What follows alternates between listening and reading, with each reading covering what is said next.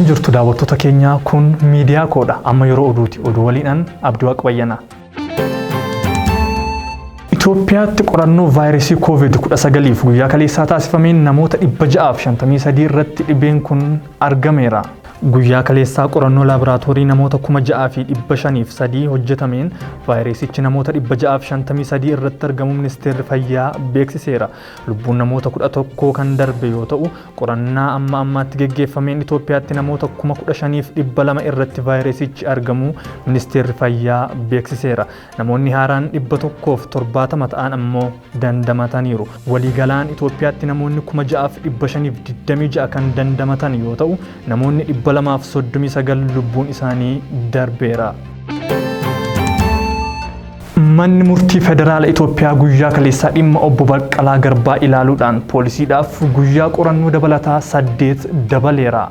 Poolisiidhaaf kanaan dura guyyooti qorannoo 11 laatamee tureen hojiilee hojjete mana murtiitti dhiyeesseen dhaabbilee 3 qofa irratti miidhaa qaqqabeen qabeenyi birrii miiliyoona 100 fi miiliyoona 66 baduu ragaa argachuu poolisiin beeksiseera. Dabalataanis Buraayyuutti lubbuun namoota 4 darbuu, nama 4 irraa immoo miidhaan qaqqabuu, qabeenyi birrii miiliyoona 7 barbadaa'uunis ibsameera.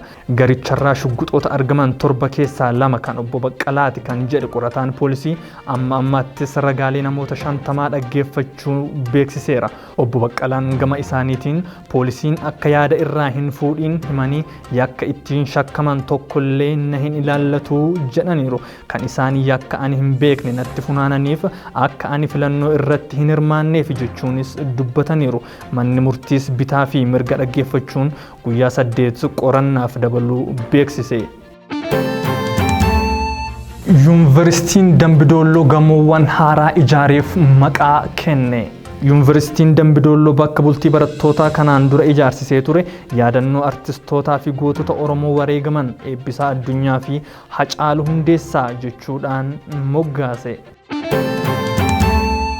Guyyaa har'aa Itoophiyaatti Dr. Nuraddiin Lukkee hidhamuun isaanii beekame. Dr. Nuraddiin Lukkee dhimma COVID-19 irratti hawaasaaf hubannoo uumuu fi dhibee kanarraa baraaruuf hojii gurguddaa hojjechuudhaan hawaasa gidduutti beekamu.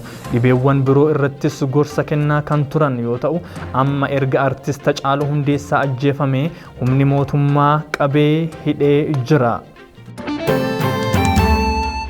Haleellaan artistoota keenya irratti xiyyeeffate hanga ammaatti itti fufee jira jechuun uummanni Oromoo dubbatu. Torbee darbe keessa artist Jaagamaa Taaddalaa Finfinnee keessaa ukkaamsanii haala suukkanneessaa ta'een reebamuun isaa ifoomeera. Bilbila itti bilbilanii biiroo tikaa irraa qorannaadhaaf si barbaanne yoo hin dhuftu ta'e dhufnee ofiisi qabnaan si ajjeefna jedhanii akeekkachiisan. Kanuma irraa ka'uun artist Jaagamaa Taaddalaa bakka beellamaatti argamuudhaaf laga Xaafoo irraa gara Finfinneetti qajeelee Maganaanyaa yeroo ga'u isaan jala bu'anii hordofaa sababa turaniif yeroo inni taaksii irraa bu'u guyyaa keessaa naannoo sa'a 10 ukkaamsanii konkolaataa keessa buusanii haala suukkanneessaan reebanii erga of wallaalee booda boolee arraabsaa geessuun kan gatan yoo ta'u, yeroo ammaa kana Jaagamaan du'aa fi jireenya gidduutti argamaa jedhu namoonni isatti dhiyaatan. Dorgommiin fiigicha Itoophiyaa kan bara 2013 dheereffame. Akka lakkoofsa Itoophiyaatti sadaasa 6 bara 2013 geggeeffamuuf dorgommiin fiigicha guddichaa karoorfamee kan ture yoo ta'u, sababii weerara vaayirasii koronaatiin yeroo hin murtoofneef dheereffamuun isaa ibsameera.